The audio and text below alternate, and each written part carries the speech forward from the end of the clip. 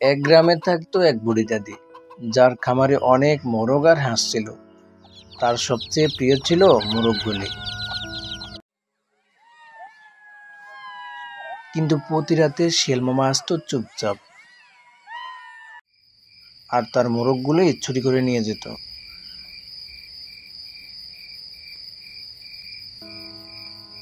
বুড়ি দাদি খুব দুঃখ করতেন আর ভাবছিলেন কিভাবে শিয়াল মামাকে ধরবেন। একদিন বুড়ি দাদি একটা পরিকল্পনা করলেন।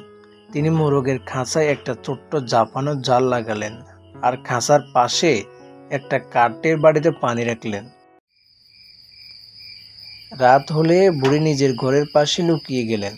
অন্ধকার নেমে এলো, চাঁদটা আদম্বরশীল হয়ে আকাশে উঠল। শিয়াল মামা আসলো, খুব সাবধানে খামারের দিকে পা বাড়ালো। সে মোরগগুলিকে চুরি করার জন্য হাত বাড়ালে হঠাৎ বাটির পানি ছিটকে গেল আর শব্দ করলো।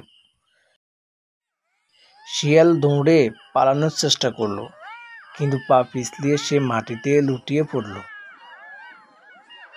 তখন বুড়ি দাদি বেরিয়ে এসে বললেন, শিয়াল মামা, এবার ধরা পড়লে তোমার আর পালানোর রাস্তা নেই।